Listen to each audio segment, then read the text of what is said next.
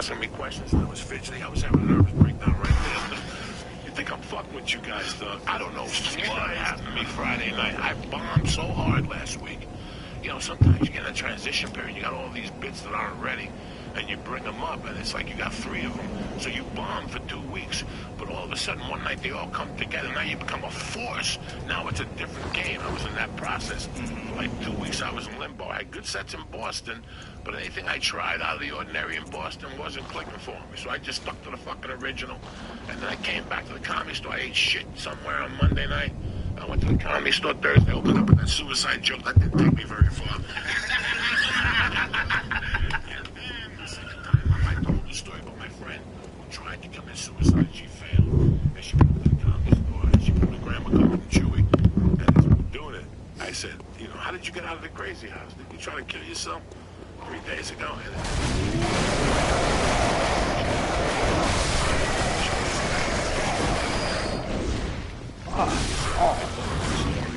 got some laughs. That didn't take me very far. And then the second time up, I told the story about my friend who tried to commit suicide. She failed, and she went up to the Comedy Store, and she bought a grandma Coke from Chewy. And as we were doing it, I said, you know, how did you get out of the crazy house? Did you try to kill yourself 3 days ago? And there was a big gram. It was one big line. She did the whole thing. She looked at me, she goes, I ain't crazy. They let me out. That was it. I told that story, and that one got some laughs. And then I went in the main room, and I just died. I had to follow Dalia. I just died. I just died a slow death. I was trying new stuff, wasn't going nowhere. I wanted to talk about Trump, and I just died. So Friday, I went to the store, and I swear to God, guys, I didn't eat nothing all day. I had smoked some pot. I worked out. I went to the Y. I did chest, and the other thing, and I smoked dope. Before I left the house, there was a little brownie. A 70-milligram brownie. I had like maybe 13 carbs left for the day. I was fucking starving. This little brownie is right there. It was a half a pack of an Anarchy edible. They give you 2 brownies. Oh. Each brownie is 70 milligrams. That's so crazy. That's so scary. I rub my balls with 70 milligrams. You understand me? 70 milligrams for Uncle Joey is like an appetizer. It's like an aperitif. It's not even a fuking Explain appetizer. to the rest of the world, 70 milligrams will put you into a fucking hole. Do you know I gave Lee 500 last night? He puked. 500? We split Jesus Christ. Did you say 500 milligrams? We split 1,000 milligram edible. Did you hear the Alice in Chains song, Down in a Hole? Oh my God, listen to me, Doug. We split it at 3 o'clock in the afternoon. Oh my God, what are you trying to prove? By 7 o'clock, I was so fucked up. By 8 o'clock, and you know, usually when you eat, you tame the animal? Yeah. Fuck no. This turned on me.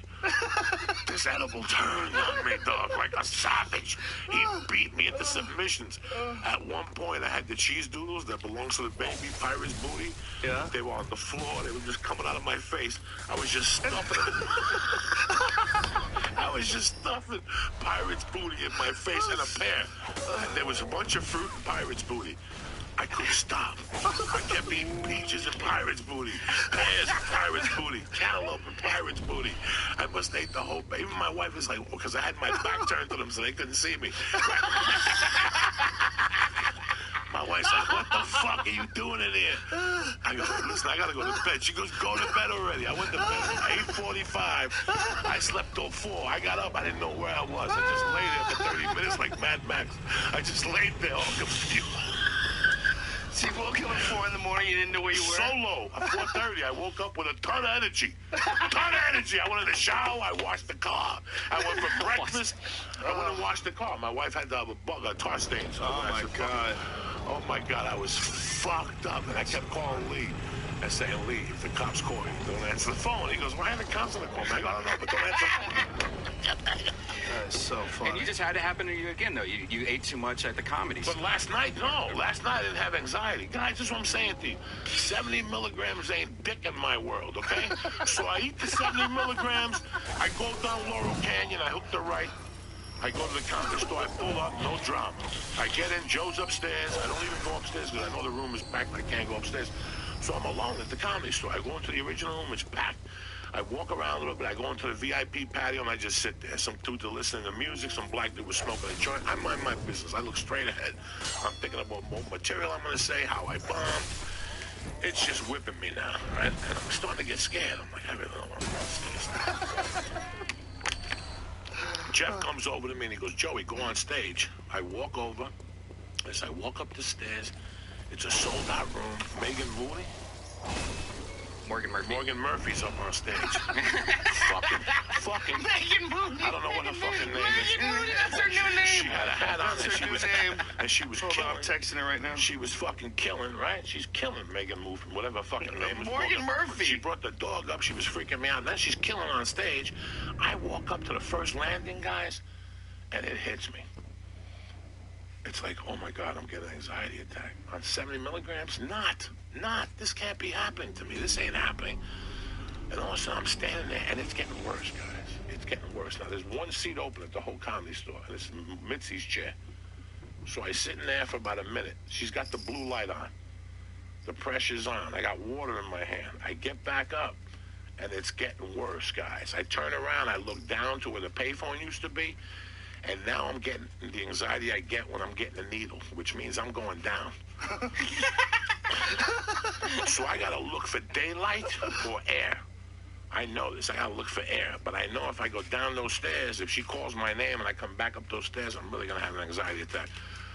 So I go to the corner and I just start looking at the wall and I start breathing through my nose. And some guy comes up to me, he's like, hey, Joey, how you doing, man? What's going on? I go, nothing. And I keep looking at the wall. He gets the hint to walk away.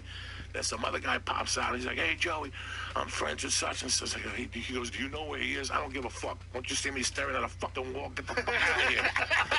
Jeff comes up to me and I go, Jeff, hold on 1 second, Jeff. I'm going to faint. I got a really bad anxiety attack. I'm going down here. Tell Paulie to go on stage. And Jeff also wants to ask me questions. He's like, do you know if Paulie's going to go up on stage? I don't give a fuck. He's the closest person to the fucking stage. She's about to call my name. And all of a sudden he goes, well, let me go ask him. Yeah, fucking go ask him. The fuck? I'm about to fucking faint. And now you're going to do this to me. So he walks over to Paulie and he starts asking Paulie. And Paulie's like, and now they're getting into like a conversation about it. Instead of Paulie going, oh, he's getting an anxiety attack. Let me go up there. I'm watching this go down. I get so angered. I go, fuck it, guys. I'm going to go up there. What did Paulie say? Who the fuck knows what he said? But instead of going, just go. If I call you, go, Red Band, go up. Red Band, go up. Go up, Red Band. I got anxiety. You go, okay, Joey, and I'll worry about you later. You okay? Yeah. Just go. No, these guys are having a conversation, bureaucracy. I got so fucking angered that I go, fuck you guys. I'm going to go up. And I went up there, Joe Rogan, and I had to set up my life off of fear. Fear. I think I caught myself at the 14-minute mark, and I was like, oh my, I just yelled. Did you record it? No, why would I do something like that? You know I'm a fucking retard. I fucking went up there and destroyed. You know you never hear me talking like this. It was all on fear. And I remember walking out of there, man. I got in that car, and Paulie goes, man, you should have anxiety attacks more often and shit. I was like, man, I was fucking dying. I like how you have Mitzi's voice when you do the impression of Paulie. Fuck those. That's the same voice you do when you do Mitzi. Like all the Shores share one Joey Diaz voice. Kids and big families. Like, do you think you could ever live in like one of those Airstream Fuck trailers? Yeah. By myself? Fuck yeah. Because I recently went to Joshua Tree in one of those, and I was thinking like, really, this is all I really need, and I could take my whole fuking house anywhere I want. And the new ones have like nice wood floors. Yeah. And some of them expand out. You know, there's been a lot of people that are moving towards minimalist houses, really small houses. Mm-hmm. Like there's a bunch of them online that show like how certain people live.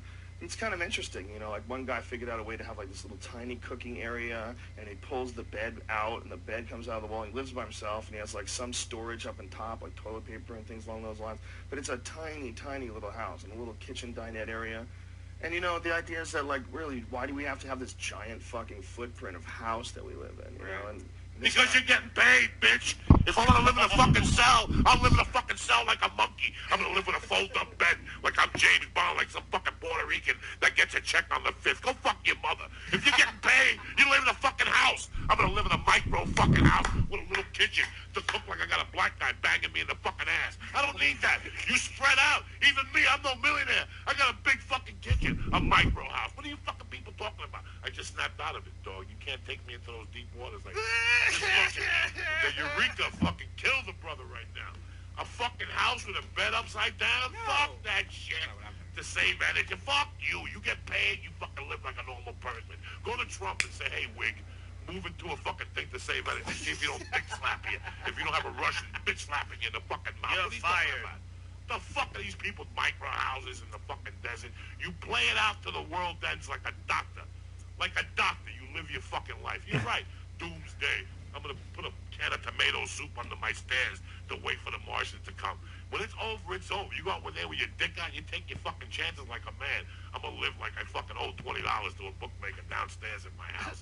Get the fuck out of my face. I want to live in the Airstream one. Brian's down, Joey's not. I think we have a real clear line in the sand here, people. Shit. It doesn't even feel like you're in one when you're in there. It's pretty legit. Until somebody farts. And you're in 4 fucking speak feast ahead. You're like, I paid $10,000 so I can smell your asshole. Get the fuck out of here. Because everything's great in a small space until somebody blows a fucking fart. You ever walk into a bathroom after somebody else shit? It fucking bothers you. Even if they're your mother, you look at them like, you dirty fucking bitch, light a candle. Something. From 81 to 88, all I did was Taekwondo. That's all I did. So I dodged it all. February 1979 was the day my life went downhill. You know why? Why? I won a form in a karate tournament. I was a purple belt. I was in the 8th grade, and I lost the fighting. I got disqualified for kicking above the fucking face. You were really young? How old were you? I was 13 or 14. It was semi-contact when I got out of Gushinru karate. And, you know, I like those guys. That's why I missed that whole thing, because on the weekends, we just go to different fucking tournaments. You know, when you do that as a kid, you just go to different tournaments. Or on Saturdays, we would all geek out and go to Honda.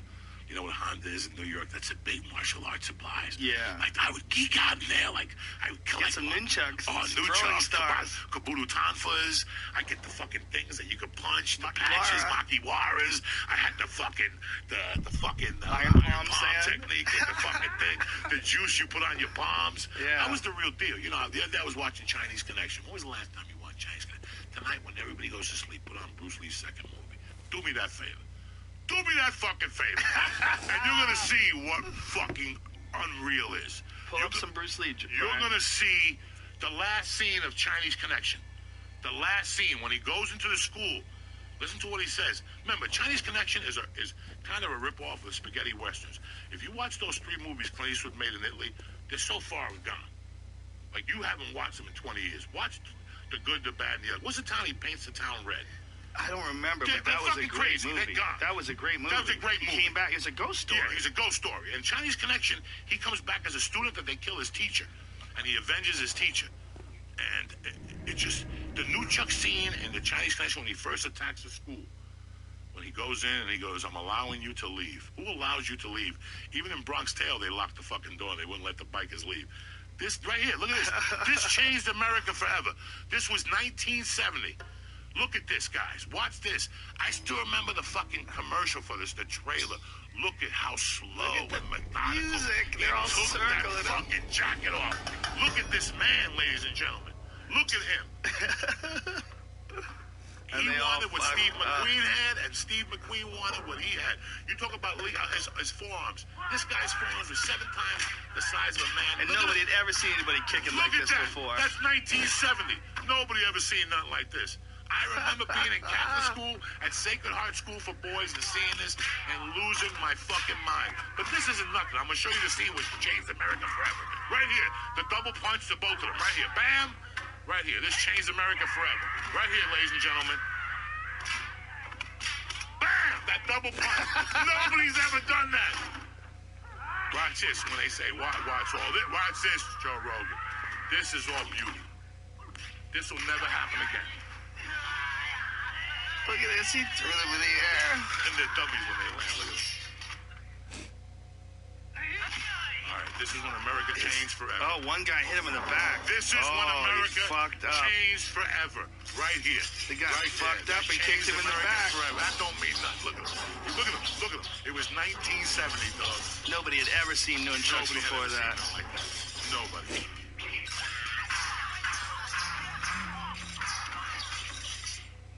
Look at that shit. How many times you hit yourself in the back of the head doing nunchucks wrong? In the back of my head were bruised as fuck. I probably have more PTSD from getting hit in the head by my own nunchucks than ever getting punched or kicked. Me too. I would crack myself, man, fucking hard. Those Coco Bolo ones from Century Martial Arts Supply. Coco Bolo nunchucks. They were fucking like a pound each. They bounce off the back of your head. I still feel knots in my head. I still feel knots in the back of my head from where I broke it. So your right hand. Well, I was doing it wrong. You're supposed to go up and catch it behind you, but I was going this way and catching it like that. I didn't know what I was doing. I was ad-libbing, whacking myself in the back of the head, just going, oh, fuck. And then right back to it. This is too much. I remember still going back to school that Monday and kids were losing. I still remember the drive-in theater I saw this at. We'll put that final fight scene because that's one of the greatest. He jumps over a table and flying side kicks a motherfucker. No stunts, no nothing. He gets the sword, takes him from the guy, but when he fights, this is the end. This is the end when they're gonna kill him. Look at Bruce Lee, and he just stands there. Look at him, and he fucking just runs at him. It's In Chinese sexy. dun dun dun dun dun. That's the song. Put on. This is my life, dog. We would stay at the movie theaters till midnight. Till fucking midnight, we'd stay at the movie theaters. This is just too much. Yeah, I don't think anybody today could realize what an impact that guy had on kids. I was living in Newark, and I was at an apartment building, and the superintendent of the building, his kid was my age. I used to go over to his house. That's how I found out about Bruce Lee. He had an older brother, and they were really into Bruce Lee, and they were, they have like Bruce Lee posters and shit, and I was like, whoa, what is this Bruce Lee stuff you guys are into? And then from there, I'm pretty sure we went to see a movie together. I think we went with his dad. That was the first time I was exposed to it. I was like maybe 5 or 6, and I was like, oh my God. He taught this country so many fucking things at the time. Like, so people would just, it made everybody, but it even strengthened like rebellious. Like if you watch Enter the Dragon, there's a part you never bought this. There's a part in Enter the Dragon. The guy comes in, Bob. He goes, I know Bob. I know Bob too. He goes, you must attend the morning ritual in uniform. Because he tells him outside. He throws the punches and shit. And the next day he's dressed in white. You think about that. Everybody had a gi on. Bruce Lee refused to wear a fucking gi. He wasn't Eddie's grandfather. He just refused to wear a fucking gi. That's the kind of mentality he put into these kids. That's why these kids are getting bitch slapped. Do you think if Bruce Lee was around today, people would be getting bullied? Nobody got bullied when I was a kid. Because you watch Bruce Lee, bro. He gave you fucking balls. People got bullied. What are you talking about? They still got bullied. They got bullied by people who are trying to be Bruce Lee, too. When Chinese Connection fights in the end, trust me, it's on there. I was watching this shit the other day crying. This is tremendous. It's hard to look back when you look back at that and see the kind of impact that had at the time. It's hard to wrap your head around it because nobody had ever seen anything like that before. There'd been no karate movies, and all of a sudden, I mean, maybe there was a couple, but it was nothing like that. 5 Fingers of Death came out. There was like 2 or 3.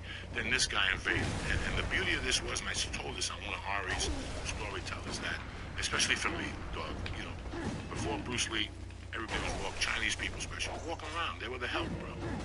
They were the fucking help. They walked around half retarded. Bruce Lee came out. They were ironing his shirts and bowing at motherfuckers. Bruce Lee came out and gave them this inner strength. But for me, I wasn't Chinese. I was Cuban. I was an immigrant. I knew what it was to walk around feeling like you were number 2. So for me, he fucking strengthened my head just watching that shit. Like, that Chinese motherfucker do that, I could do that. Then my stepfather would come home, because I used to go to karate. Then my stepfather would do it. I teach him. He goes, don't work on me. I go, what the fuck? Don't work for you. You know what I'm saying? It just worked at karate school and don't work here. And he would tell me, you know why it don't work? Because I smacked the shit out of Bruce Lee in Cuba one time. And I would believe him. What? He would tell me, I fucked Bruce Lee up one time on the corner in Cuba. It's like, that Chinese guy, he was bullshitting me to make me. And my mother would tell me Batman was a faggot. Shit like that. Is this it? Yeah, the that's final it. scene? That's it. Oh, no, that's the... You got to speed it up a little bit more, but well, fuck it, we'll take that, too. What's this one? He was also the first guy that was, like, really shredded like that in movies where he'd take his shirt this off is a and good one right here. flex. This is when he fights Mrs. Suzuki. This is with the sword. Look at this, guys. This is just tremendous. Was there ever a guy that was, like, shirtless in movies that was flexing before him? Was that a thing? Or was the guy who was ripped? Hercules. Yeah, but not like a fighter guy, right? Tarzan. Because everything else was after. Like, Hard Times, Bronson, that was much later, right? Oh, look at this fight. Look at this fight here. Will Ferrell. He's fighting Will Ferrell. But no, just play this fight out for Joe. There's one scene in here where you look at him and you go, well, you know what? He could be fake, but look at his hand speed. There wasn't no speed ups in filming this. There wasn't nothing. This fight with this guy, I think, was a Russian that was coming to visit him. But this is just tremendous. This whole, from the fucking time he walks into, it's a 20-minute fight. The first move he does is a spinning elbow front kick. Who does that? So he walked, there was two Japanese. Is this right here? Are we going to see it right here? No, before that. He goes like this, he walks out, and there's a guy. You got to get to the microphone, man. No, he spins. The guy walks this way, and he front kicks him. They don't do that shit no more. They don't do that shit. Put that. I didn't even hear what you said. He's playing the sound, and you're Watch talking. Watch all this shit. Oh my God, the guy's a white belt. Watch his hand move. Watch his speed. Watch his fucking speed, dog. This is 1970. There was no speed up films. It's also the sounds that he made crazy. Wah!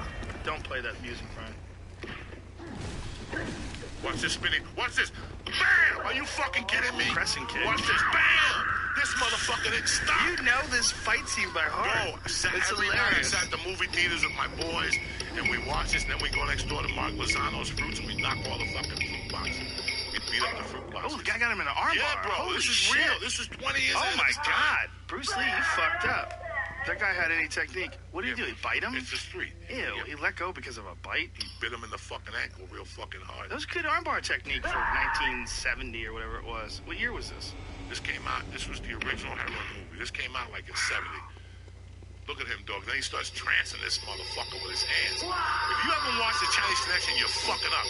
And he's on the phone with Steve McQueen every 10 minutes because he's really angry in this movie because they killed his teacher. He's fucking a ball of hate in this fucking movie.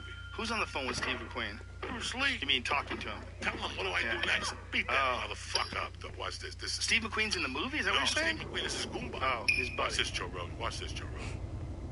Oh, come on now. That guy just ate a wheel kick. This is unrealistic.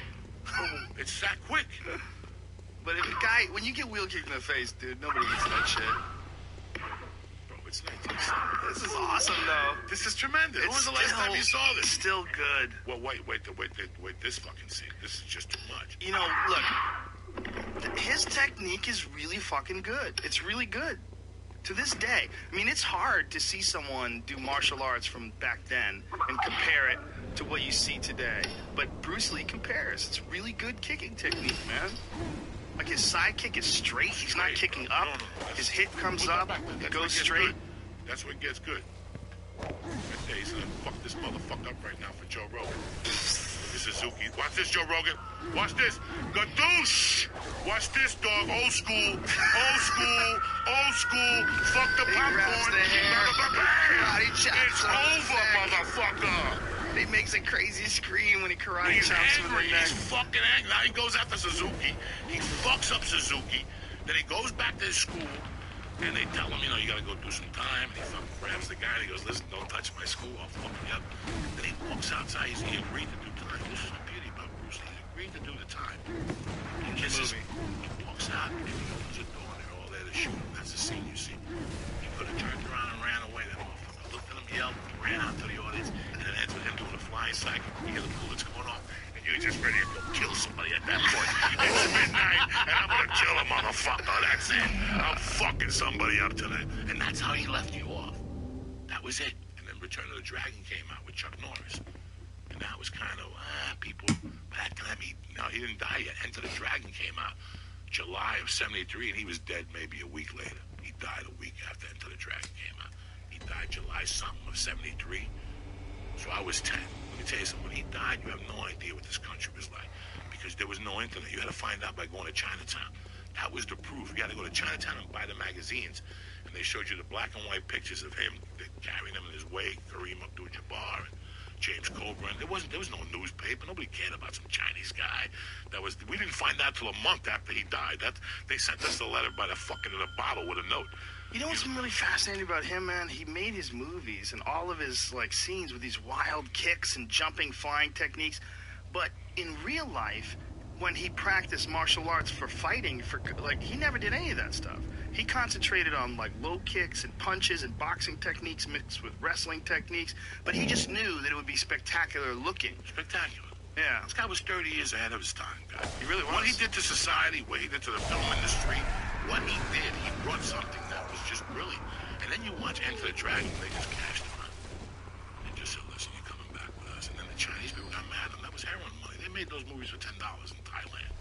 Where the fuck they made So he had some sort of crazy, there's some crazy conspiracy theory about his death, that it was the Absolutely. Chinese mob that killed him because he owed money. And no, you he think didn't so? owe money. He just took money out of their pocket. He left. He went over to Warner Brothers. Do you think that's what happened? Did I they know kill that's them? what happened. Really? We're making barrels of money. How much money do you think the Chinese Connection cost to shoot? What do you think they paid those Thailand people? Well, it's kind of crazy when you find out that his son died as well, and died because there was a bullet in a gun. It was supposed to be a blank gun, or it had a piece in it, or something like that. We There's don't something know. in it. We'll never fucking But know. if you were thinking like that, some really crazy, really rich Chinese gangster guy wanted his son dead as well, some real old school Genghis Khan type shit, killed the man and then put a hit on his son, and that's how it went down. I mean, I don't know what happened to him. I don't know, but that's always been the conspiracy theory. It's people, people love those kind of crazy stories. They love the kind of crazy story of, a curse on him or something. I never like thought that. about no curse or the samurai touched his back. Like Eddie Griffin. I touched him with the murder touch. But it is he crazy went home that and got a blood clot. Brandon For me, Lee was killed my on thing a was set. this was my philosophy on it. The DEA never talks about heroin coming from the Chinese. Chinese been bringing heroin into this country since Jesus left Chicago. But they're that smart. They're that smart. They don't flaunt it. When you see a Chinese restaurant, what do you see? You see 50 people. You see white people in there serving? No, the whole family's in there. When you go to a good Chinese restaurant, what do you see? You see the kids, the two kids doing homework at the table, don't you? The whole family runs it. They all move in together. They all do all that shit so they know. They're not Puerto Ricans, bro. They're not fucking Italians that buy a Lincoln Continental. Look at me. They keep it low. They never can get busted. They have such a great system. The triads, those Chinese gangsters. Yeah. Remember, the mafia concept is not Italian. It's Chinese. It's Chi-fucking-nese. So spaghetti. Well, I don't know about You know that? Yeah, well, noodles. Noodles came from China. They brought it to Italy. The Italians came over to China, found noodles, brought it back to Italy. And said, What we made? Me and Bobby mix. We got fucking together. some Chinese We guy gotta made have some powder. fucking gabagooch. So I think that they made all this money in China, wherever they made these movies, because after that, the producers of him were Run Shaw and Raymond Chow. Raymond Chow, after Bruce Lee died, Raymond Chow became a great partner at Warner Brothers. In fact, he produced a bunch of Charles Bronson movies. You understand me? So there was a lot of kinky shit going on. Then 30 years later, they killed his son. If you watch Godfather 2, what does he do? He kills the fucking sons. He lets Vito live. Vito goes back to the United States, gets power, and comes back and kills the father. Bye, ya. Bye, Hey, ya. easy. Bye, ya. Turn the machine on. Jesus Christ. They're not gonna stink. Those are good farts. You're out of your fucking Those are salmon mind. farts, bro. You They're got salmon. something wrong with your nose. Go to a No, doctor. those are salmon. I did a little hemp force You ever smell a protein. bear fart? It's Salmon terrible. farts. But bear farts in your face. You don't have to turn it on, really. Just sit down. That's glutathione with some hemp force protein in that motherfucker. Oh! This is the way I look at it. I grew up in northern New Jersey. I grew up in politicians' homes. And I know that to be a politician in New Jersey, somewhere along the line, you gotta take an envelope. And when you're running for president, it's pretty tough to take an envelope and people have to fucking raise their hand. It's like Donald Trump. He raised his hand. I cannot believe it. Just on what he did in New York in the 80s. You know, if that guy even moves... What did he do in New York? In the 80s, when he was building all those things, Hold on a second. When we do, once the rants start going, don't hold up. when in the 80s, when he was doing all that development, okay, I shut out, like Rogan Construction. Okay, Rogan Construction was started by you. I'm just making a name. Right. Okay. Okay, he's Construction was a company started by your grandpa Newark, his two brothers, and then he hired their sons, and now they have 12 full-time employees, and they've been putzing along since 1948, doing new construction and houses and remodels, but whatever, they're keeping their lights on. Right. And all of a sudden, a GC comes in, who's a general contractor on this job, somebody like fucking Trump, and he hires people like Rogan Construction, Search Electric, and who God's fucking plumbing and Oh, God. something like Big Concrete. You know, whatever the fuck the name of the company is. Somebody make a t-shirt quickly. It was stiff. And all these companies went out of business. All that construction he did in New York and New Jersey in the 80s was very suspect. Number two, before he raised his hand, I hope that he's this intelligent. Get that water, my brother. I'm sorry to fuck up the rules. I hope that he called a congressman or a governor or somebody in Colorado. He said, how buried is Sammy the Bull Gravano? Can he get to TMZ? Can he get to a phone? Because all those deals he had going on in the 80s, he was in bed with the mafia. It doesn't take a fucking genius to tell you that, okay? A dumpster, and then Johnny Reed, you know those dumpsters you can see? Yeah. A square dumpster. To get one in Colorado in 1987 was $200. New York in 1987, $2,200. Tax. Well, there was a lot of organized crime. Tons of organized crime. So somewhere along the line, this Trump was in bed with organized crime. Had to be. The Trump Plaza. Just look at the locations. I never thought of this. I always thought of this. I always knew this idiot could not raise his fucking hand. And if anybody is smart, go to the Sammy the Bull book. He talks about it in not so many ways. Really? So I guarantee the feds have their files. And as soon as this guy moves up a little bit, they're going to go, take a look at this. This is what Sammy the Bull told us. How can we take care of this? A donation to the fucking Abafang Bull Company of fucking blind kids, whatever the fuck it takes. Because this guy was the major contractor in New York in the 80s. All these small businesses, he put their lights out. You know how I know? I'll tell you how I know. For a fact. When I got locked up, one of the conditions of me getting out was I had to get a job. To alleviate the state of Colorado, my attorney came up with this paper with this little amount. Next week, not tomorrow. We got a plane for him. As soon as he gets out of your fucking jail, we'll take him out of New Jersey. We'll get him back to New Jersey. But to do all this, I had to have a promise of employment.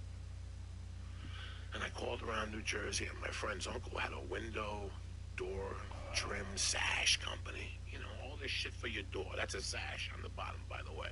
And trim around your door and the door and shades, and they sold all that stuff. And they had like an 11-man crew, like 6 guys on phones. So he goes, if you want to go here, he made me send me the resume to the guy, his uncle, and I called him. We spoke on the phone. And in fact, I wrote the guy while I was in prison, back and forth, because he would tell me, keep your head up. You got a job when you get out. Don't be down on yourself. When I got out into the halfway house, I called him. And I said, hey, man, I got to sit in the halfway house for 90 days, but I'll be in Jersey by June. He goes, I don't think I can hide. We were working on this construction company, and we got stiffed. It was that fucking guy, Trump. Stiffed us, so we lost everything. We had to invest in the, you know, these were high-rises. You had to pay for all those windows, and he's going to pay you.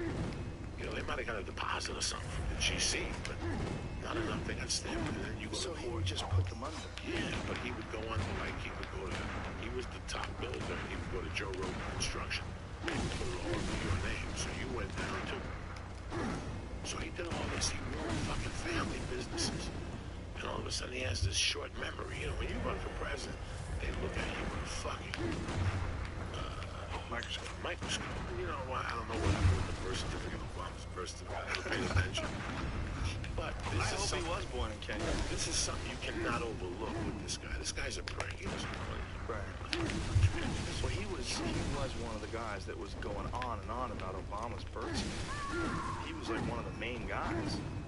Like, first of all, I don't just look at them as human beings. Like when you hear them talk and you kind of like what they stand for. He's my favorite president ever. Who? Obama. Better than Clinton? Yeah. I think Clinton, you know, Clinton had a lot of flavor, and he did some good stuff too. But I think Obama has been maybe it's just the times that we're in. He's the most noticeable when it comes to like spreading this, like what I think is like an improvement in the way people think. You know. Look at a sheep fucking society today. We're all trying to be the same person.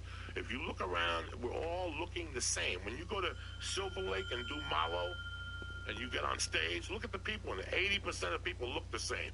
They all got the same fucking glasses, the same tight jeans, the same tattoo of the Chinese sign. Everybody wants to be the fucking same here.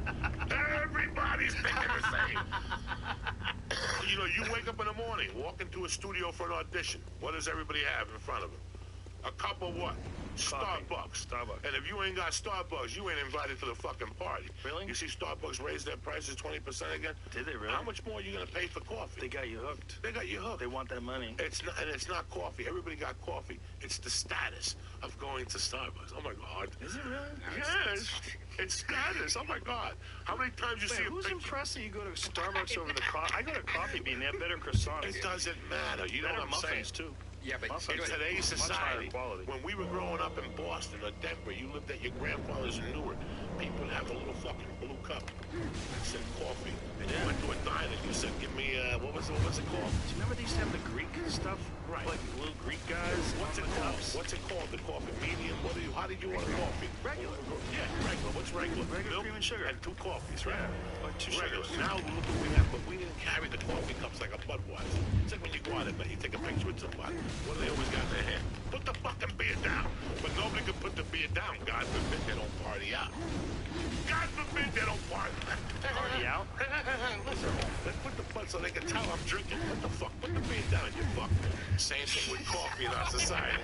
Everybody wants to fucking be cool and drink that fucking coffee. Have you ever had someone look at your cup and go, what is that?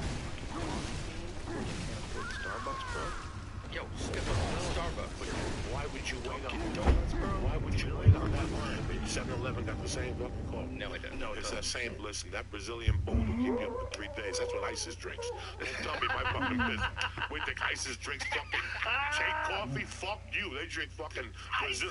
You ever drink Brazilian bowl from fucking Dunkin' Donuts? Fuck you. Fuck you. Dunkin' Donuts. Fuck everybody. Fuck all you dumb motherfuckers that pay $8. Look at me. Antibiotics and anti-fungus. Go to Dunkin' Donuts and get that Brazilian fucking bowl and come back and see.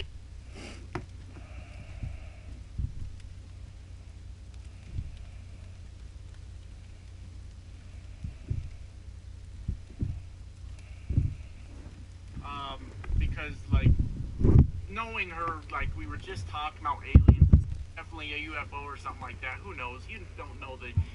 There's a lot of, like, experimental shit that goes on out in the desert, as far as, like, the government's involved with shit like that. So, you know, it could always be something like that. There's Air Force bases out there. I don't know specifically that there's one where I was at, but, you know, there's a lot of stuff that goes on out in the desert just because it's away from people and you can experiment, and if something blows up, you're not taking out like a major city and stuff like that. So that one was pretty weird also. Let's see, the next one was when I had that trainee that I...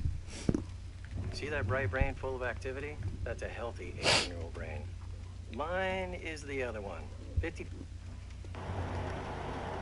What's going on tonight, guys? How y'all doing out there? Hope you're having a good time.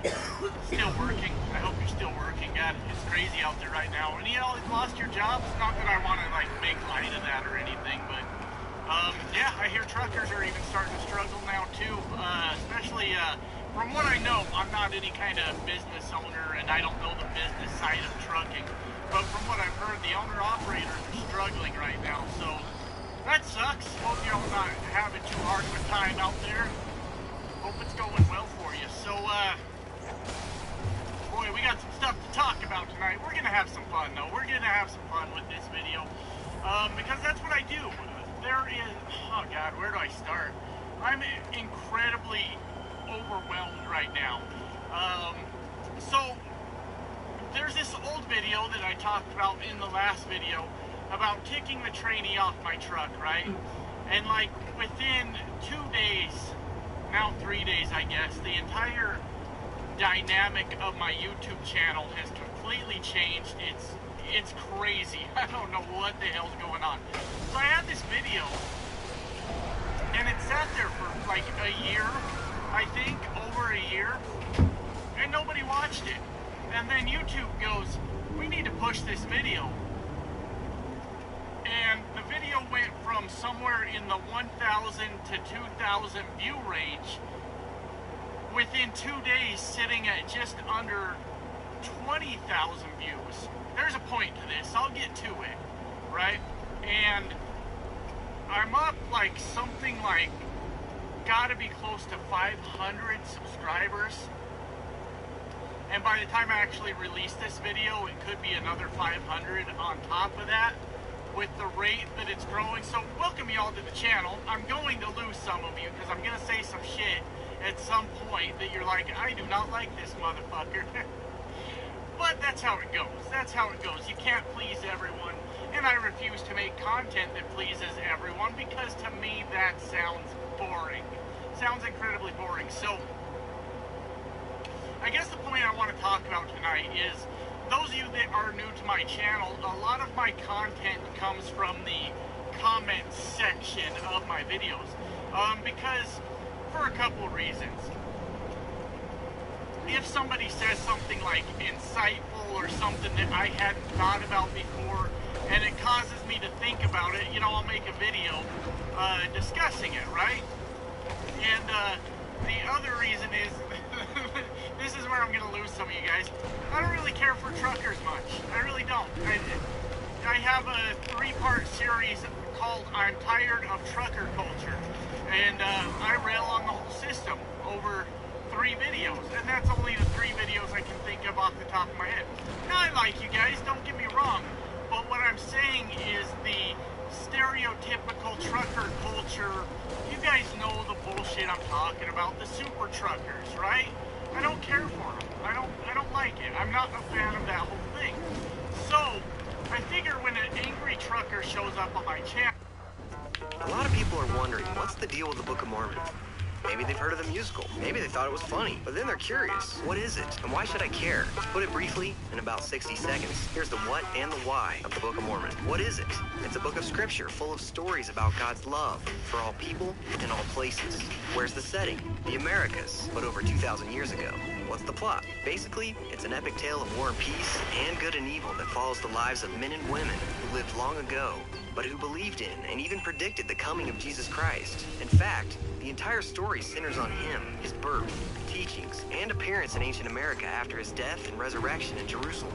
Remember when Jesus said, "Other sheep I have which are not of this fold"? Well, as it turns out, his believers in the Americas were some of those other sheep. And the key part of the Book of Mormon chronicles his visit and ministry. That's why the Book of Mormon is called another testament of Jesus Christ. But that's really just the beginning of the story. By now, you probably have questions. So click a button below, and I'll tell you more.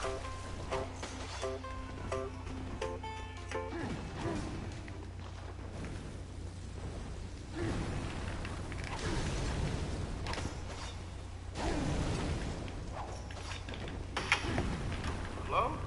I'm Postmates. Who's mate? Yeah, you guys ordered the food. Here you go. Oh, no. You're good. At least take a tip. No, you tip through the app. I love you. Download the app, all right? You can at least send it back. Channel. Honestly, when I was starting this channel, I used to be like, what the fuck? Why is this guy such a dick? For no reason. And then I, at the top of my head. Now, I like you guys, don't get me wrong. But what I'm saying is the stereotypical trucker culture, you guys know the bullshit I'm talking about, the super truckers, right? I don't care for them. I don't like it. I'm not a fan of that whole thing. So, I figure when an angry trucker shows up on my channel, honestly, when I was starting this channel, I used to be like, what the fuck? Why is this guy such a dick? For no reason. And then I remembered, oh, it's the internet. People do that, right? So, I figured after a lot of time making these videos and having angry truckers come at me out of nowhere, I figured, you know what would be way more fun than like having internet arguments with people, because internet arguments never go anywhere. There's no winner in an internet argument. There's 2 people that think they won, but there's no actual winner. But what would be way more fun is if we could sort of judo or kung fu the situation, and we could if these angry truckers aren't able to laugh about things, we're damn sure gonna laugh at them, is the damn point, right?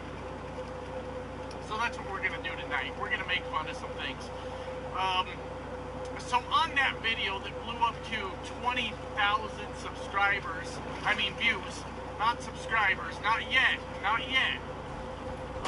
Now my highest viewed video ever, I used to have a video that had like somewhere around like 200,000 views, and it was an error message on a vape, and I knew how to fix it, that was it. But I deleted that video, because I wanted this to reflect trucking or where I'm at now. I don't care if your vape's broken or not, right?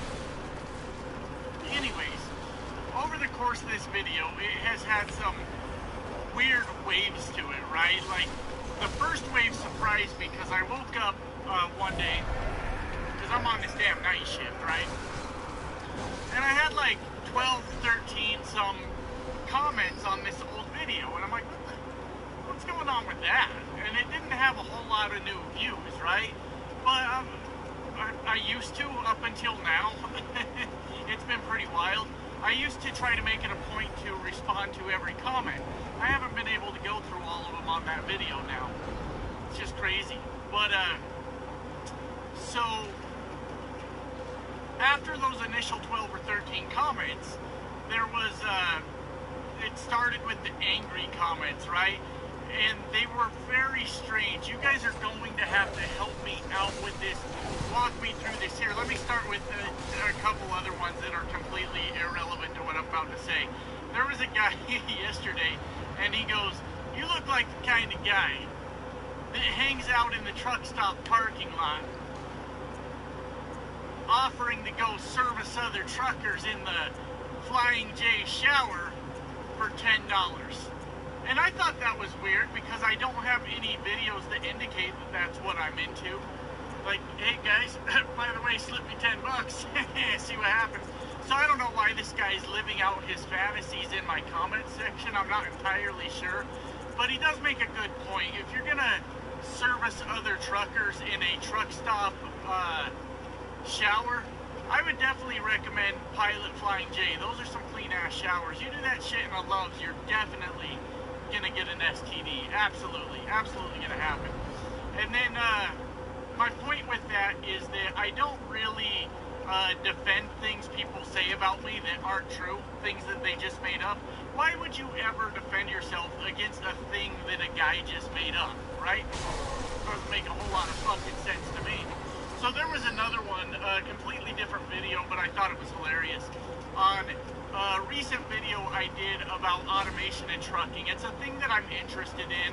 I'm not rooting for all of us to lose our jobs and shit like that, but I find it to be very interesting, and I do keep up with it to a point and watch how the advances are happening. I just think technology's cool, right? But this guy types in all caps, "Okay, boomer," right? He's like, what did he say? He said something like, goddamn, what was it? Something like, fuck, man, now I'm getting mad because I knew it, I know it, and it's right here in my head, right? It's a crazy time. Hundreds of thousands of people are getting laid off left and right. In times like this, many people are going to experience hardships in many aspects of life. And it's only a matter of time before the foreclosures start stacking up. Real estate prices will plunge. The media will start talking about how bad the market is. And investors will start running away from real estate as fast as they did during the crash of 2008. And I personally believe it's our God-given duty to use our knowledge and our skill set to help people in this time of need. And as an active investor for the past 16 years, I've successfully navigated through the good, the bad, and the ugly. And it may actually surprise you which one is the most profitable part of the cycle. My mission is to help 1 million people become financially free through real estate. And I want you to be one of them. And because of the coronavirus quarantine, the big bad iBuyers like Zillow, Redfin, and Opendoor have already stopped buying houses, which means the big bad bullies of house buying are gone.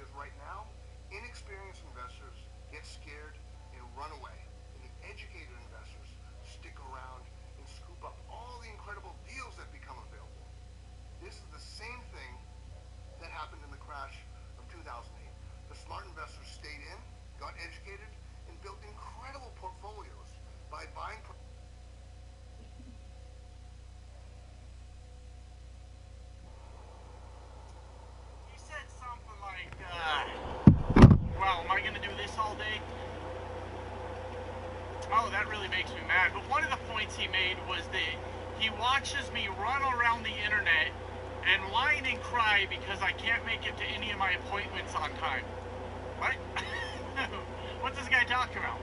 I run the same load every night that really has no start and end time. It has a suggested time to have it loaded, but those warehouse guys, they're union. They'll get to it when they get to it, right? And basically the same applies to me.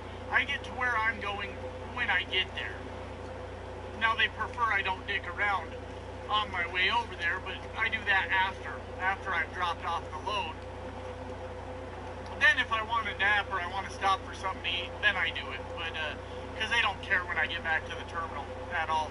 But I thought it was funny. I wish I could remember the first point that he made. So let's jump into some of the comments from that other video. And normally when I go through comments, I do it at home with the laptop in front of me so I can read them word for word. So I may misrepresent some of the things the guy said just going off of memory.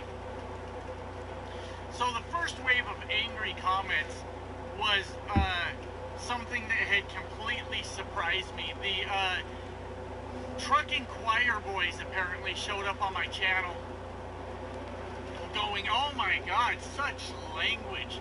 I have never heard such language in my life. This is ridiculous. This is the first time I've ever heard the F word ever. And I don't think I can take it. I can't believe this language. And I was really thrown off by that because I'm like, whoa, okay.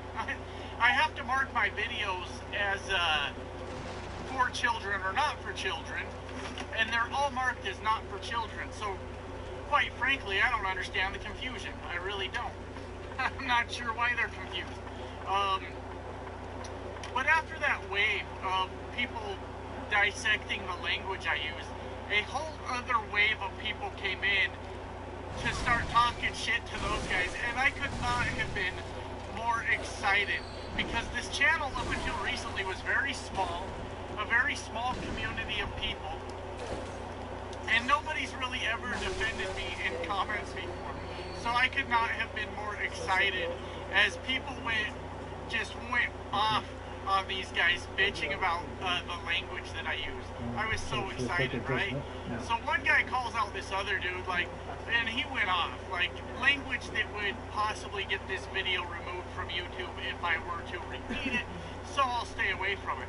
And basically his point was, what's your problem? Like, do you live under a goddamn rock? Have you never heard this language before, especially in trucking? And the guy goes, See that bright brain full of activity? That's a healthy 18-year-old brain. Mine is the other one. Well, it's just not a very intelligent way to speak. And I gotta be honest with you guys, this channel is not about how intelligent I am. Could you imagine how arrogant this channel would be? Like, what's up, truckers? Here's another video about how I'm way fucking smarter than you, you piece of shit. This channel is not about how smart I am. Absolutely not. This channel is about chilling with the fellas, having some conversation, shooting the shit. It ain't about how smart I am. That's ridiculous. So I have my moments, I really do, where I get really passionate about something and then I try to use my big words, and normally I fall flat on my face with it. But it's never been about how intelligent I am. I couldn't imagine. Who would subscribe to that? There's a trucker on YouTube that just berates me every time I listen to his videos. So I thought that was really, really hilarious for that to be going on. Another guy said, you have a foul mouth and you would never work for me. And for one, I thought it was funny because just the wording that he used, I thought of Ron Burgundy. You shut your filthy whore mouth, or whatever he said. I'm not good at impressions, so I'm not even going to try. I only have this high-pitched nasally voice. That's the only impression I can do, is me. That's it. So, anyways, he says, you've got a foul mouth. You will never work for me. And I responded to him, that's okay, I'm not looking for a job. Shut that dude right the fuck up. How cocky is this guy? How cocky is this guy that he thought that I was applying for a job with him through my YouTube videos? If you don't understand that these videos are strictly for entertainment purposes, they do get serious sometimes. But this is not a representation of me at work, right? This is not, I don't have customers now, I don't. But when I was over the road, this was not customer facing me at all whatsoever. But back to the guy that's like, well, this just isn't, because I left this point out and I think it's funny. This just isn't a very good sign of intelligence. Could you imagine being so intelligent that you don't pick up on social cues and understand that, like, maybe a guy's just joking around, maybe a guy's, you know, got some passion about what he's talking about. What I'm trying to say is, could you imagine being so intelligent that you're actually autistic? That one's gonna get me in the comments. But isn't that right, though? I mean, I don't know, but isn't that right that,